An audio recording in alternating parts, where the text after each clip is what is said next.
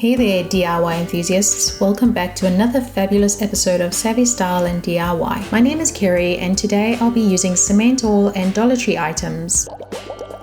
Because who needs fancy stuff from Target when you can DIY it for a fraction of the cost? Let's get started. My first project, I'm going to make bookends using cement and a silicone mold from Amazon. Mixing cement is easy. It's 3 parts powder to 1 part water. I wanted to add color to the cement and thought I'd use brown food coloring. It turned green, which is not exactly the color I was going for. I tried to salvage the situation by adding some yellow acrylic paint, which did not help either. Clearly this was not working and I decided I'd spray paint it instead. I added the cement mixture into the mold and then removed the air bubbles by tapping the bottom of the board for a couple of minutes. Don't forget this important step, as it'll leave little holes in your project. After patiently waiting for the cement to solidify, I carefully removed it from the mold as it hadn't been 24 hours and could still easily break. I really liked how it was looking.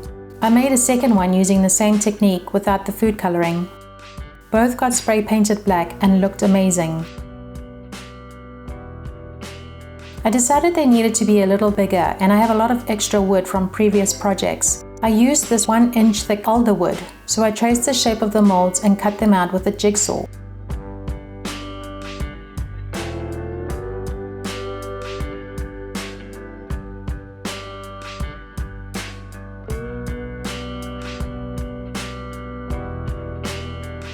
After cutting as close to the shape as I could, I sanded them until they fit perfectly together.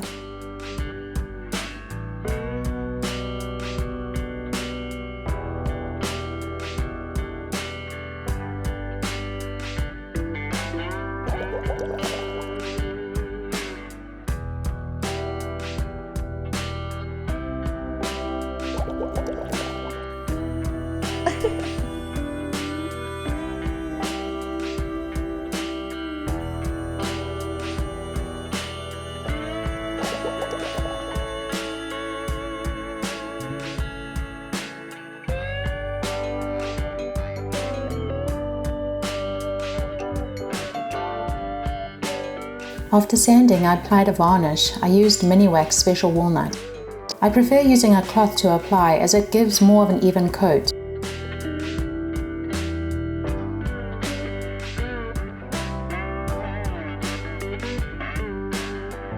Later, when it was dry, I applied 2 coats of this clear matte top coat to protect the color and provide a smooth finish.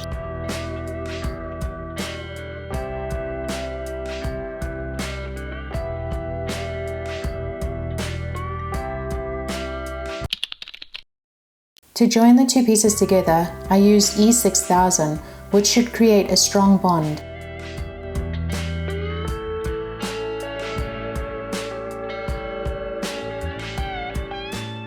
To prevent the clamp from making any marks on my fresh coat of paint, I added tissue paper in between and left it overnight to allow the glue to set.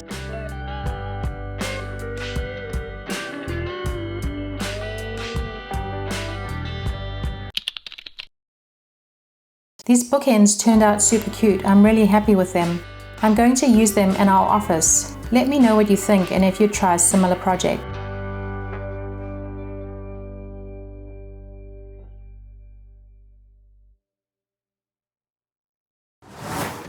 Let's move on to creating a Studio McGee-inspired ornament from Target. I snagged this round ornament from the Dollar Tree. And for the base, I'm using cement in a plastic container I purchased from the Dollar Tree as a mold. I'm mixing the cement in a larger container as this project will use a little more cement than before. I sprayed this container with WD-40 for easy removal later, poured in the cement and removed the air bubbles by tapping the container for a couple of minutes. The following day it easily removed thanks to the WD-40. I'm going to attach these 2 pieces together using E6000 for a strong bond. My plan is to paint this piece with lime wash paint. It's the same paint I've used in my living room on the walls and on the fireplace. It's a very neutral beige color that goes with the aesthetic of my home.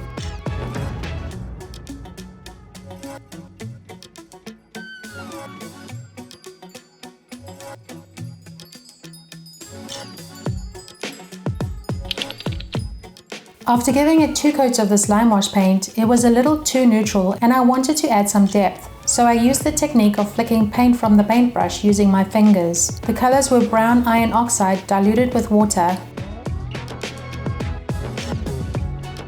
then pewter grey.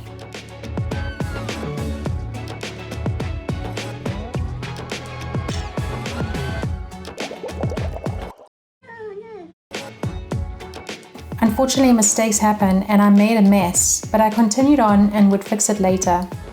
To fix this large strip of paint, I repainted over it with lime wash, which actually seemed to do the trick. Here's how it turned out. I missed a spot and will display this in the bag so it won't be visible. Considering this only cost me a couple of dollars to make, it turned out pretty good. And you could easily make something similar to display on a shelf or use as a paperweight.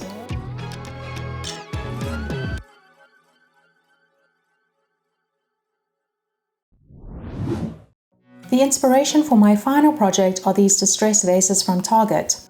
I spray painted these vases I purchased with white primer. Next, I added baking soda to white paint to give it more thickness and texture. I purchased this vase from the Dollar Tree, and this silver one from Hobby Lobby when it had its 50% off sale, so it was $2. Thank you for watching. If you've made it this far, congratulations. This is the part where I shamelessly beg you for your support.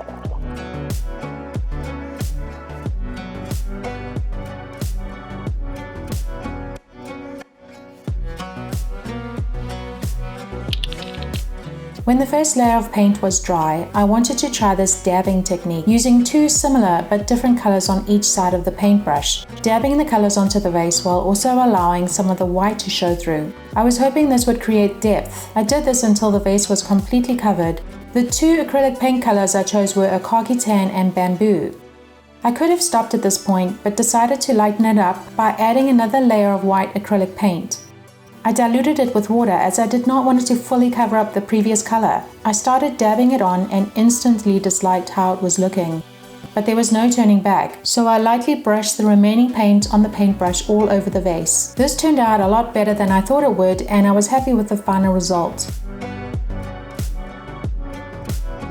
The second vase I painted without any technique. I mixed linen and white acrylic paint together to achieve the color I wanted.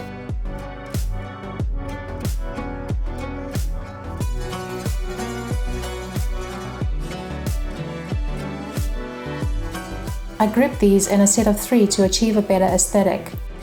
Stay tuned for more DIY adventures. Until next time, happy crafting!